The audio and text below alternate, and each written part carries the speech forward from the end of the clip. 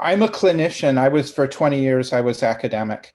And I did the grant route and everything like that. But then I decided that I wanted to try to take what was found in research and to apply it in the world of patients more. And I really enjoy doing medical care. So my main issue is, as Dr. Fried mentioned, is to take a genetic sequence and to try to translate that into patient care. And autism is one of the many conditions that I do that for. And interestingly, I got into autism because I was doing cyclic vomiting. Cyclic vomiting to me is a way to look at migraine and irritable bowel and depression and chronic fatigue syndrome and all of those things that are sort of semi-nebulous. But in cyclic vomiting, you know who has it and who doesn't. There's no difference. You can tell for sure. And the patients with cyclic vomiting had all those other conditions as well. And so I was looking at the sequences of that, and I had a bunch of studies going on, and I had a bunch of female patients and some male patients, and all the brothers had autism. And I was like, there's something going on here. And so then I got more involved in autism. And then, of course, then at the same time, the incidence of autism is increasing dramatically for the population. And that became something that I felt was important. So a couple of very quick case reports. Carter here, he had an MMR vaccination. He lost speech in the next year, later diagnosed with autism. Biochemical laboratory testing suggested the possibility of a mitochondrial disorder, which it does, as Dr. Fry showed, in 50 to 80% of the time. You can see that there are signs of mitochondrial dysfunction in laboratory testing. And then the sequence variant showed the isoleucine to valine 253, which, despite the fact it's extremely conservative, all of the predictors say that it does change the look of the protein in free dimensions. And we actually looked at that on the computer. It changes the ATP binding site of the TRAP1, which is a mitochondrial chaperone. It's also known as HSP, heat sensitive protein 75. And in Carter, that chaperone, I had a lot of patients that had irritable bowel, chronic fatigue syndrome, and migraine. And they had that trio of pain, fatigue, and GI. And they had the 253 change, which is seen in 1% of Anglo-speaking Caucasians in the United States, as well as people in Northern Europe. And it's statistically significant, but there was autism in those families at a very high incidence. And so the idea was that perhaps 253 also predisposes towards autism.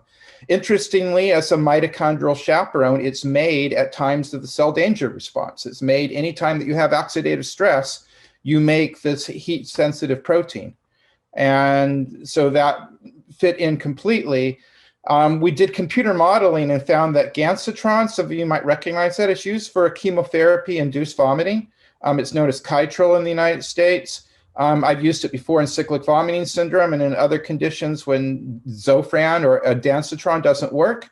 That this was predicted by computer modeling to bind to the wild, not to bind to the wild type ATP site, but to bind to those that have the 253 polymorphism found in 1%.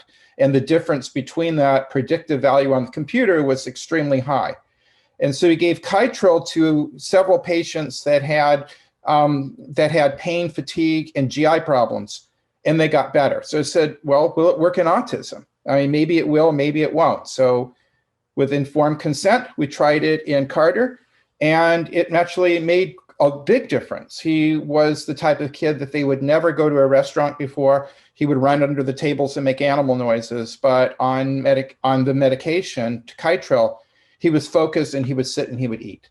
It's one of those few times in my career in which it's like one thing made all the difference. I mean, I've also seen it with cerebral folate deficiency. You give them folinic acid and they're totally awake, and they were in a coma before. But it made such a tremendous difference. And he had been cycled off of Kytril 5 different times that I'm aware of, and he deteriorated each time and he went back. Usually there were 3 nationwide shortages. One was insurance denial, and one was they forgot it on vacation. So it is associated with that, and a lot of patients that have the 253 have improved on that.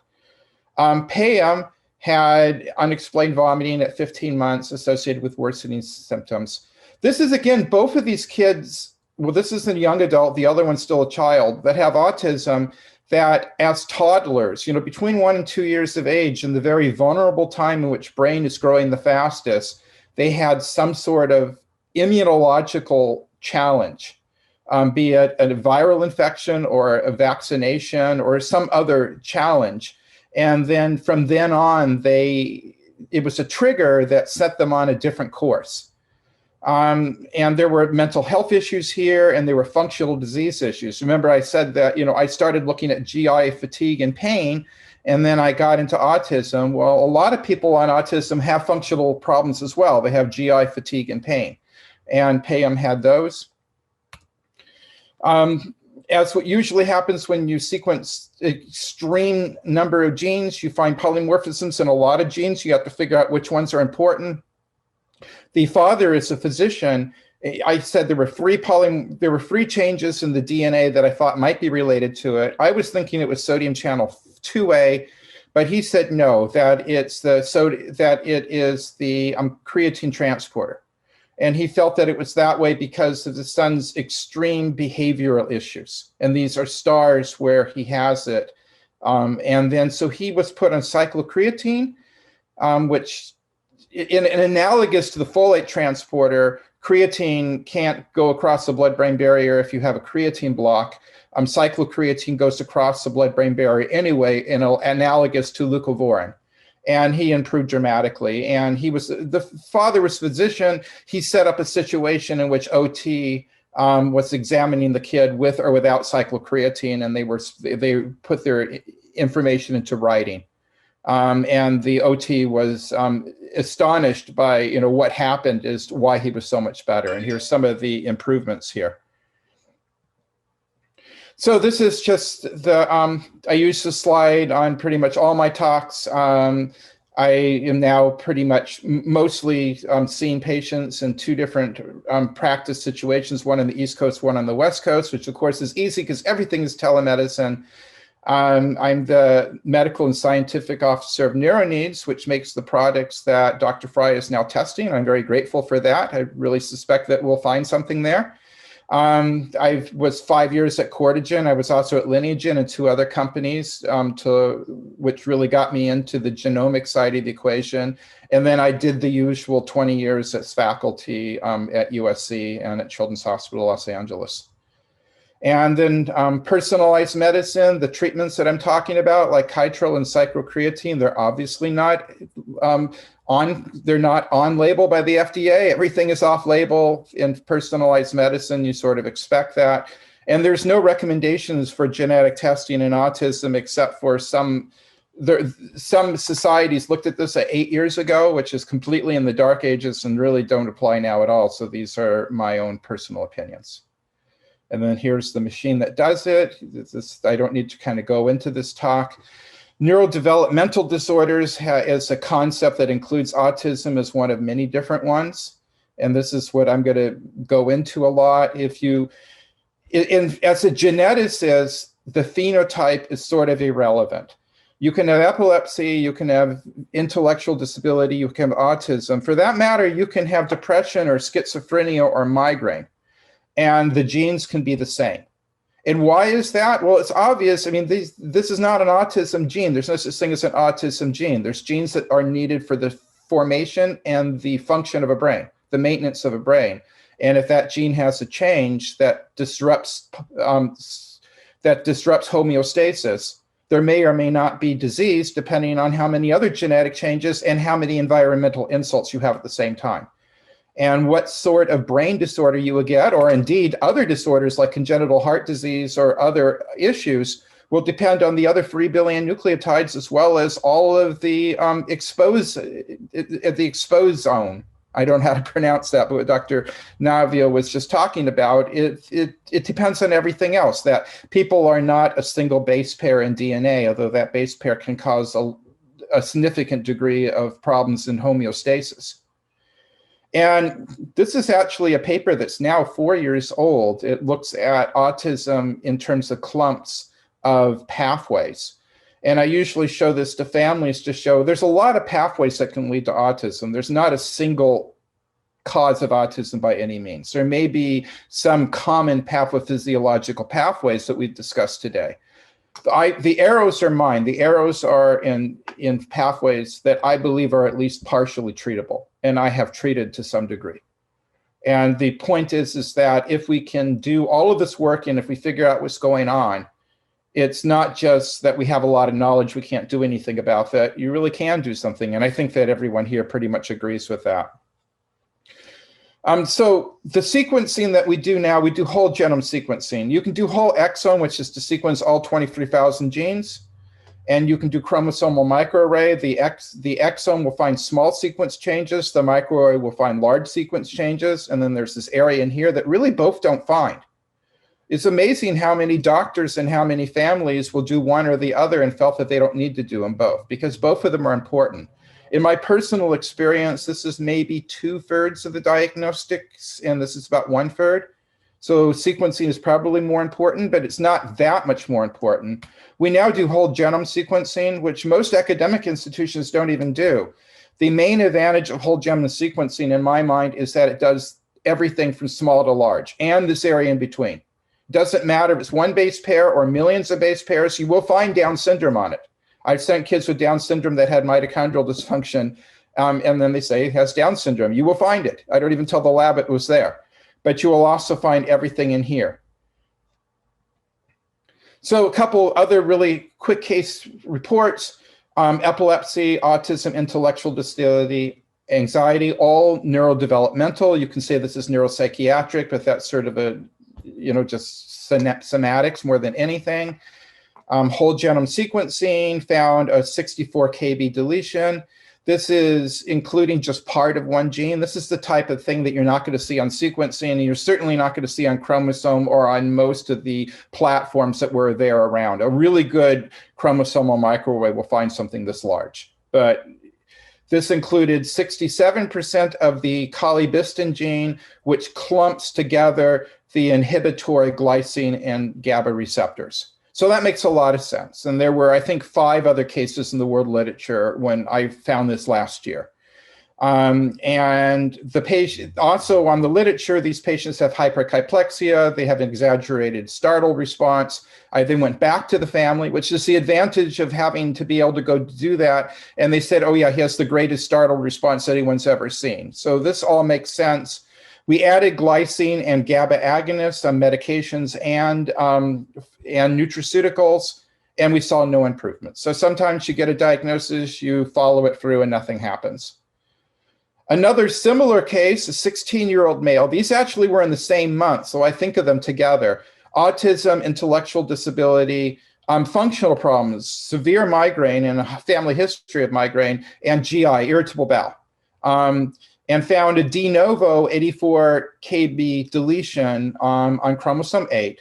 Now, this was, whether the sequencing laboratory found this or not is irrelevant, because they don't read changes in genes which are not associated with disease per the literature today.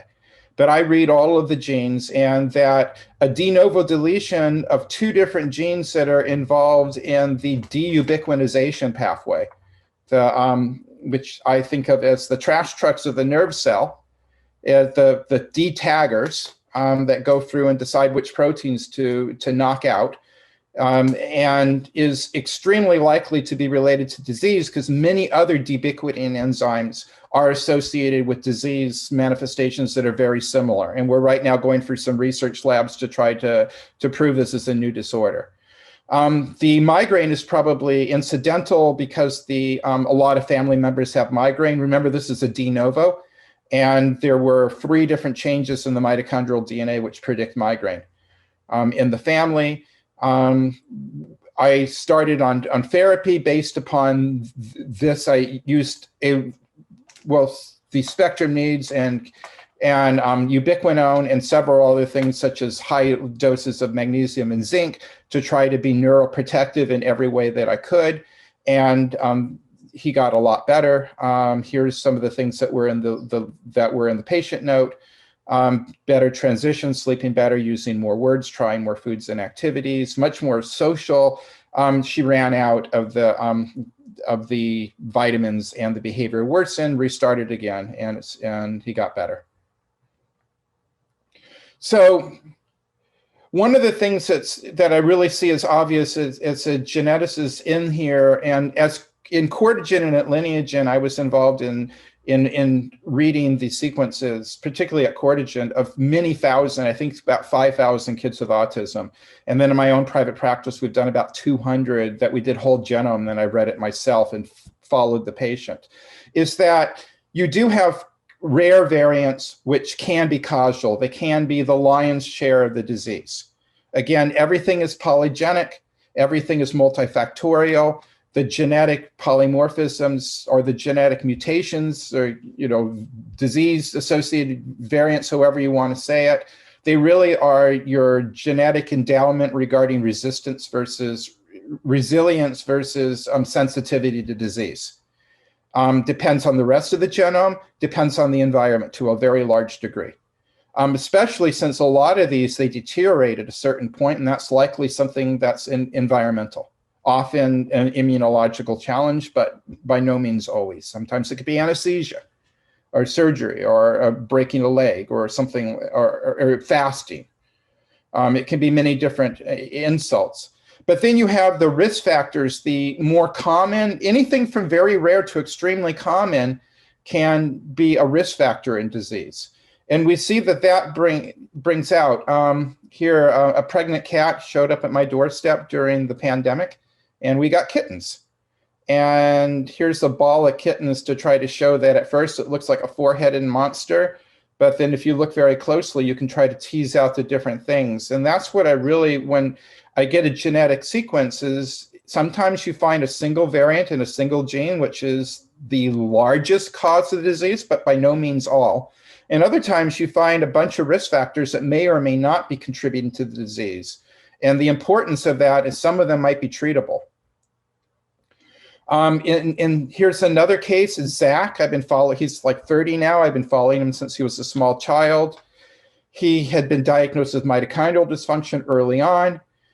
He had significant improvement on the mitochondrial cocktail, which at that time, that many years ago, was pretty much CoQ, B vitamins, carnitine, vitamin C, perhaps. And his cyclic vomiting resolved. His complex regional pain syndrome, his right leg was like 3 times the normal size and blue and extremely painful allodynia. You just touch it and he would jump. He was non-weight bearing for 2 years on 3 different narcotics and still in pain. He put him on the mitochondrial cocktail. I also used amitriptyline. That went away entirely. He became completely functional, but he still had autism. And then later we did whole exome and found a variant, a polymorphism perhaps, in a gene. I think it was 1 in 1,000 people have it. That's predicted to be disease causing in the enzyme that makes acetylcholine. And acetylcholine is an important transmitter. I can't give him more acetylcholine to make, but what I can do is I can keep it in the synapse longer. Very similar to doing it with the serotonin, is you can do this with acetylcholine by just giving an acetylcholine esterase inhibitor, which are many of the drugs that are used for Alzheimer's. It keeps acetylcholine in the synapse longer. And the mother, who I'd been following for over a decade, said, Zach is talking. I mean, oh, that's really nice. I'm glad that he's talking now, because he didn't talk before, just echolalia. He would repeat what you'd say. I said, no, really, he's talking. He's saying sentences. I brought her into my clinic. I was at Children's at the time, and Zach was giving sentences. He's now, it's been 10 years later, he's stable at that result. He's probably at the level of a 3-year-old, but beforehand he was less than 1 year in terms of cognitive. So it makes a big difference to the mom that she can actually talk to him and he can respond. So probably all of you know this, whole exome is sequencing all of the genes, but that's only about 2% of the DNA. In reality, because you're sequencing areas, you're sequencing a little bit more than that, sometimes as much as 3 or 5%. Whole genome is almost all of the DNA. There's some areas like the telomeres and the centromere you're not really sequencing, but you're sequencing the vast majority of it, including non-coding areas. Why do this when most of the things are in the coding areas? Well, if you're only looking under the street lights for your keys, you're only going to find the keys if they're under a street light. If you look everywhere, you'll find them no matter where they are. The more times that we do whole genome, the more mutations that are getting into the books that we're finding. But the main reason I do whole genome today is not only is it's an investment in the future, but you don't have to do microarray. It also includes mitochondrial DNA. And many of the changes in the genes, which are pharmacogenomic, which are very important, I use them in patient care, they are outside of the exome. And then you get all the trinucleotide repeats, such as Fragile X and the other 40 or so repeats that are associated with neurological disease. So you do whole genome, it costs more, but it's cheaper than doing all of those tests separately. And so it's really a cost-effective way to look at it. Sometimes the diagnosis is very easy. This is a patient that I saw about 6 months ago to make the diagnosis. This is an Excel file in which 40,000 sequence variants have been dumped into Excel. And yes, it does crash my computer all the time. And but it's pretty obvious here, this GABA receptor one right here. It's a known pathogenic mutation. The various like polyphen and SIFT and everything are predicting it to be deleterious. It's highly conserved. It's novel. It's not in any of the databases. It's also in the new forms we have now. It says the mothers and the fathers sequence on a column. This one didn't. I had to actually look at the mothers and fathers sequence and find that it is truly de novo. So this is a known gene associated with intellectual disability and autism. So the diagnosis, literally within 2 seconds of getting this Excel file, I was able to make the diagnosis, and it took me about 15 minutes to check to see that everything is right. But then I checked all the rest of the things to see if there wasn't anything that was also there that might be treatable. Sometimes, even though that may be the lion's share of the disease, sometimes there may be treatable variants elsewhere. This is Dr. Temple Grandin's sequence. This is not her. This is a very highly processed sequence. All the variants that I thought might be related to what Dr. Grandin has.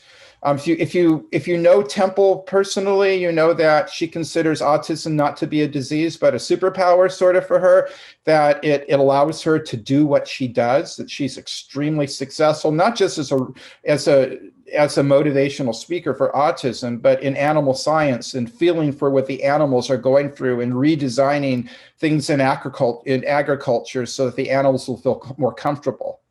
And it helps everybody. With the animals aren't causing trouble, the animals are better off, the people are better off. But what really bothers her is she stands up at a podium and then just suddenly her feet feel like they're completely on fire. And it's extremely painful. It's very hot. It just happens at random, but it seems to happen when she's talking more often. Stress again. And that she's had rashes. She's had, ever since she was a kid, she's in her 70s now. She's had biopsies. No one can figure out what's going on.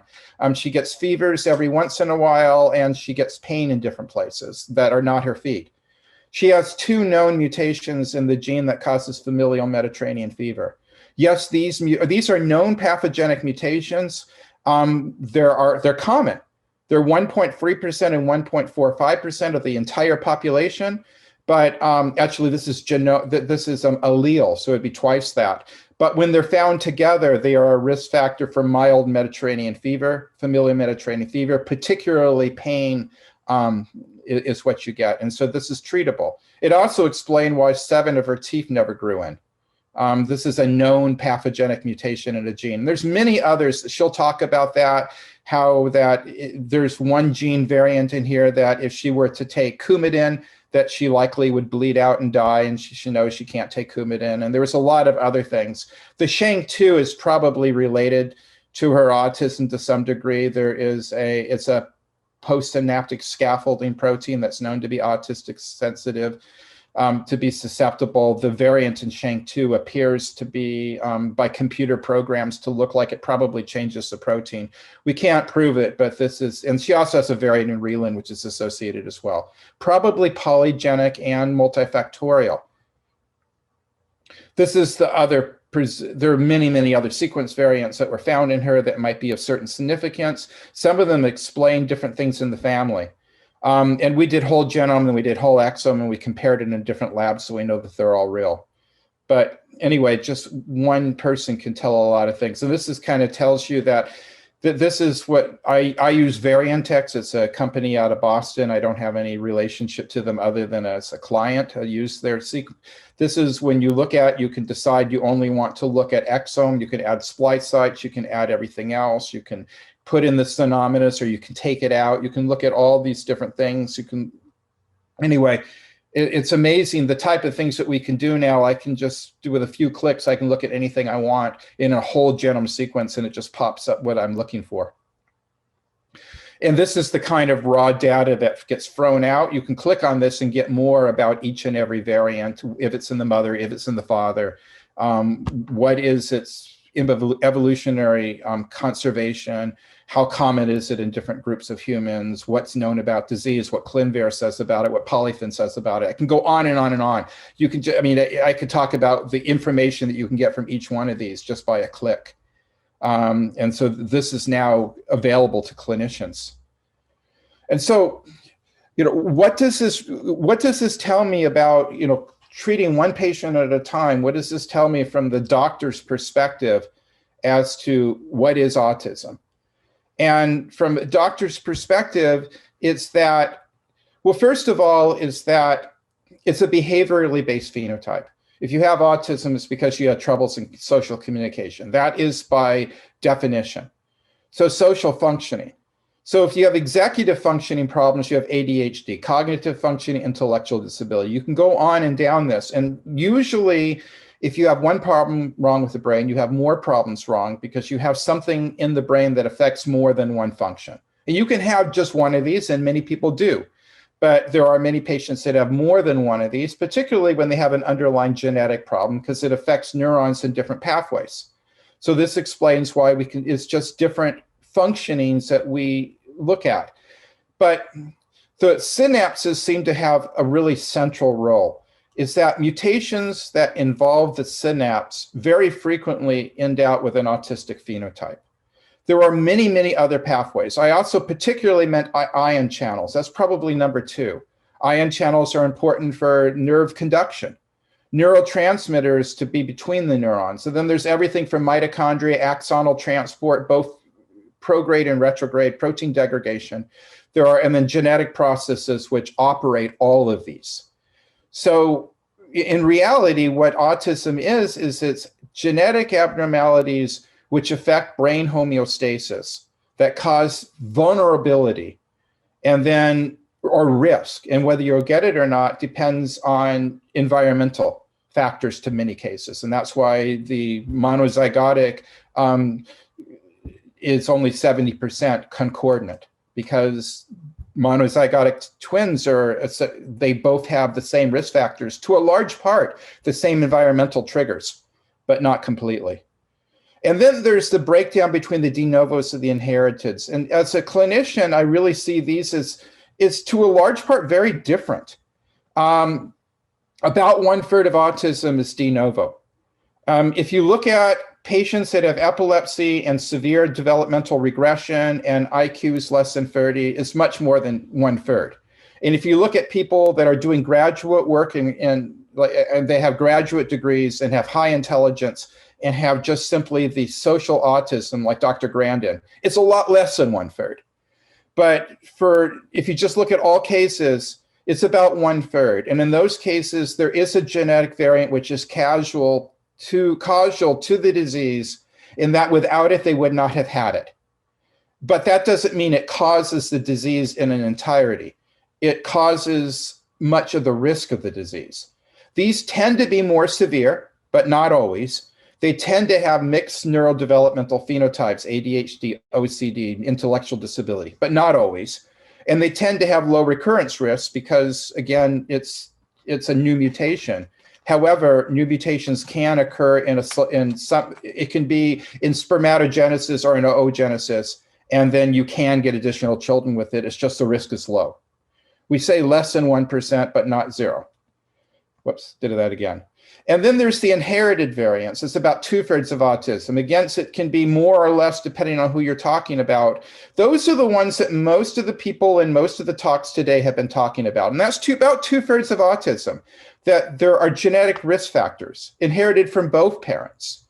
There are many of them, and that they tend to have milder phenotypes, but sometimes they can have very severe phenotypes. And they tend to have high recurrence risk because the same risk factors in the parents can come back again. And for these, you really need to have trio sequencing to look at the parents, because you really can't rule out a de novo variant in almost all cases. Here's my mutant chinchilla babies. I'm also an amateur chinchilla breeder, and so mutants are not always bad. The point of this is that I'm sure a lot of people have noted that there are a lot of people out there with autism that have extremely high functioning parents, and that a little bit of autism gene often will cause people to look a little inward, and they do much better at in higher education, and they're much more creative and work harder at their jobs. And too much of a good thing is not necessarily a good thing, and then you can have a child with autism. And so this is the polygenic model again. And then I'm running out of time here. I mean, genetic counseling is important. This is just one other case report, and then I'll go. Randy had febrile illness at 18 months, lost all milestones. Presumably something in the environment hit him at that time. Who knows what it was? Had a second regression at 4 years. And has a HERT2 gene variant from both parents, so he's a homozygote. This is involved in a ubiquinin pathway, so this is, again, the trash trucks to try to remove the damaged proteins. This is likely the cause of his autism. Can I prove it? No. Can I treat it? No. But that's not the reason I'm talking about this. Is he had the weirdest sleep disorder I've ever seen. For 4 days, every 3 weeks, like clockwork. He would be awake from 2 to 5 a.m. and he was highly disruptive. He wasn't just awake, he was up and tearing apart his room and running around the house. One parent had to be awake from 2 to 5 a.m. exactly 4 days, every 3 weeks. They can plan their life around that. And I found what appeared to be a mutation, again, a variant that by computer analysis looks like it likely would change the gene function, doesn't mean it does, in the gene that makes melatonin. So we put him on very low dose melatonin because presumably he has much less than the normal amount of melatonin, and his sleep disorder immediately went away on melatonin. You take away the melatonin, it comes back, you give him melatonin, it goes away. So sometimes it's not the primary gene that's important. Even if you do a panel and you find a mutation that causes the disease, you might be missing something that really can make a difference in that patient. And so I recommend whole genome. I recommend trio whenever you can do it, to do both parents. And costs have come down dramatically. Insurance pays for it most, but not all of the time. And I'm just the reason to do treatment is, yes, you can have a name and a prognosis, but the most important reason to do treatment is to know whether drug therapy is important. Maybe it's cyclocreatine, maybe it's folinic acid, maybe it's something else. The right drug, if you do use a drug, and the right dose. Do you use a higher dose or do you use a lower dose? And so thank you very much. Super talk. Do you see that there's a couple questions in the chat? Do you see those? I am going to that right now. Questions from the audience. Can variants in the ion channel genes be present but not expressed? Oh yeah. I've tried to put an hour talk into 30 minutes and cut out a bunch of stuff. The ion channels are almost always inherited. I have de novos as well, in the same genes, but they're almost always inherited, and the parent usually has functional disease, pain, fatigue, GI problems. Sometimes they have ADHD. And you can look at the entire family and they have back pain and they have irritable bowel and they have fibromyalgia and they have chronic fatigue, and in different ones in different people. Some of them that are obligate carriers have nothing at all. So yes, it's polygenic and it's multifactorial. It's often the ion channel ones. I know this is controversial. I do see a lot of patients that have had a vaccination and have had a deterioration. It's often an ion channel or a mitochondrial gene. And I recommend vaccinations in all of my patients, and I just do it in a safe manner. And I do think that that's something we need to put more money into. I'm pro-vax, and I want to put money into it to decrease the amount of side effects so more people will get vaccinated. So don't kill me. And then there's the second question. I am wondering about inherited variants in the ASD child with neurotypical parents. How common is this? If there is nothing in the family at all, if the family history is completely negative, then the chance of de novo is about 50 to 60% in my clinical practice, which is, I mean, it's not necessarily representative of the entire population. So that means 40 to 50% are still probably polygenic. You tend to get a lot of risk factors from the mother and a lot of risk factors from the father, and it's the kid got overwhelmed from it. So yes, a lot of times that happens. And let's see, the next one, how frequently do the labs automatically reevaluate their clients? I have been a laboratory director for 6 years, so I'm not trying to knock them, because I was one of them and I was frustrated. When I got on the phone and I spoke to the doctor, and particularly if the family was there at the same time, then I could take a sequence and I could make a big deal. I could make a big difference about it. And that was that one that I showed you, the creatine one. I got it completely wrong. I thought it was sodium 2A. It turned out to be the creatine transporter, and that was my third choice. It's really where the rubber meets the road is the clinical correlation. And the lab may have all of the genetics, but know nothing about the patient practically. And having just a little bit of information they send is not that helpful. And the clinician may know everything about the patient, certainly the mother does, but not know very much about the genomics. So that's what I try to do is when it's my own patient, I'm both. But when I'm in the lab, I try to get on the phone and talk to the family and try to go over that. And now in my practice, I do a lot of what we do peer-to-peer, in which it's not my patient and it never will be, but I read the genomics, I talk to the family, I talk to the physician, and try to put that together. Are there white spots? Is there a family history of migraine? Is there a sleep disorder, et cetera, et cetera, et cetera? Is there hypercaplexia? And the labs don't automatically redo it. If you ask them to, some labs will do it for free once. And it's a difficult situation because the lab doesn't have any more clinical information.